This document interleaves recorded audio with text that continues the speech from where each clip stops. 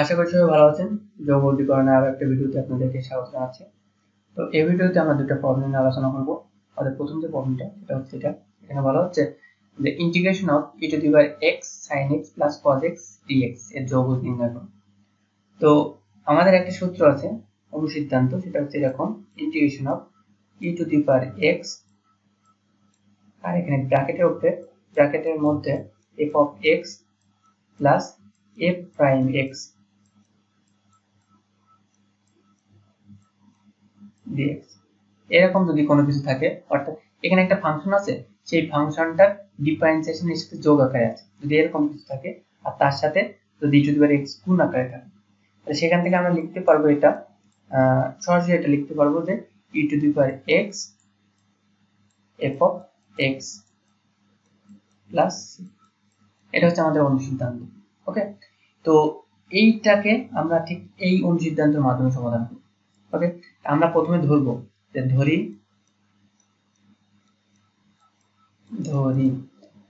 f of x সমান সমান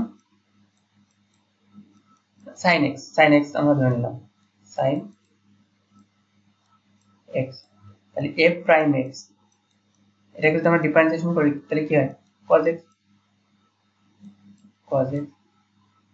তাহলে এখন দেখেন আমরা যেটা লিখতে পারি, এখান থেকে এই পরের লাইনটা আমরা লিখতে পারি যে e to the power x f of x plus f prime x আর এখানে dx। তো এখান থেকে আমরা এই সূত্র মোতাবেক কি লিখতে পারি, e to the power x f of x plus c। f of x এর মানটা আমরা বসিয়ে দেবো e to the power x sin x plus c। তো এটা হচ্ছে আমাদের অ্যান্সার। তো সূত্রটা হচ্ছে কি, integration of e to the power x into f of x plus f prime x। তো এরকম কিছু থাকে তাহলে e to the power x into f of x হচ্ছে আমাদের এটার ইন্টিগ্রেশন। ওকে, তো এটাকে যদি আমরা বিস্তারিতভাবে অনুসিদ্ধান্ত ব্যবহার করে না করে যদি আমরা এটাকে করতে চাই, তাহলে যেটা করা লাগবে, আমাদের e to the power x টা দুটার সাথে গুণ করে দিতে হবে। প্রথমে গুণ করে দিয়ে আমাদের e to the power x sin x হবে, আর একটা হবে e to the power x cos x। তো e to the power sin x ওইটাকে আমরা ইন্টিগ্রেশন করব, আর e to the power x cos x ওইটাকে আমরা রেখে দেব, ওইটাকে ইন্টিগ্রেশন করার কোনো দরকারই নেই। তো এটাকে আমরা যদি ভাঙি, ইন্টিগ্রেশন করি, তাহলে এই minus e to the power x cos x আসবে। তো সেখান থেকে e to the power x cos x আর e to the power x minus ওটা কেটে যাবে, দুটো কেটে গেলে সেখান থেকে আমাদের e to the power x sin x টা থেকে যাবে। এটা হচ্ছে বিষয়, এই দুইটা রয়েছে, তো যে কোনো একটাকে ইন্টিগ্রেশন করতে হবে, করলে যেটা আমরা রেখে দিচ্ছি সেটার অপোজিট চিহ্ন বিশিষ্ট একটা জিনিস তৈরি হবে ওখান থেকে, তো সেটা কেটে যাবে, তো আমাদের অ্যান্সারটা হয়ে যাবে ওইভাবে। আর এখানে শর্টকাটে যদি আপনারা করতে চান তো এইভাবে করতে পারেন, তো এইভাবে করলে কোনো সমস্যা নেই। তো পরের প্রবলেমটা একই রকম। তো এই পরের প্রবলেমটা আমরা প্রথমে একটু সাজাই নিই। আমাদের সূত্রটা ছিল যে e to the power x f of x plus f prime x।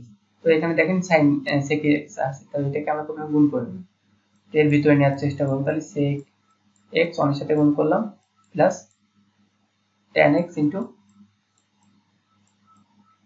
sec x into dx। তাই ধরি f of x সমান সমান আমাদের কি sec x,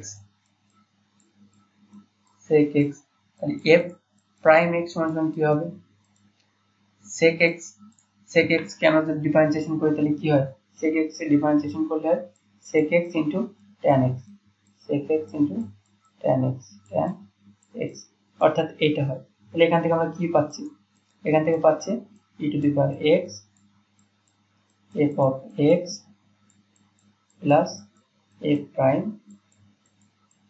x আর এখানে ব্র্যাকেটে dx। এখান থেকে আমরা কি সেই সূত্রটা e to the power x f of x plus c। তাহলে f of x এর মানটা কত বসিয়ে দিই এখানে, e to the power x sec x plus c। তো এটাই হচ্ছে অ্যান্সার। তো এটাকে যদি আপনারা বিস্তারিতভাবে করতে চান, তো সেই ক্ষেত্রে আপনাদের যেটা করা লাগবে, এখানে এই e to the power x সবার সাথে গুণ করে দিতে হবে, করে দিয়ে e to the power x sec x হবে একটা, আর plus e to the power x tan x sec x হবে একটা। তো e to the power sec x এটাকে ইন্টিগ্রেশন করতে হবে, আর বাকি যেটা থাকবে ওটাকে রেখে দিতে হবে। দিলে এটাকে ইন্টিগ্রেশন করলে এইটার অনুরূপ আরেকটা জিনিস পাওয়া যাবে, সেটা কেটে যাবে, সেখান থেকে আমরা এরকম কিছু একটা অ্যান্সার পাবো। ওকে, তো যে কোনো একটাকে ইন্টিগ্রেশন করতে হবে আর একটাকে রেখে দিতে হবে, এটা হচ্ছে বিষয়। তো যাই হোক, আজকে এই পর্যন্তই। সবাই ভালো থাকবেন, সুস্থ থাকবেন, অবশ্যই আমার চ্যানেলটাতে সাবস্ক্রাইব করবেন।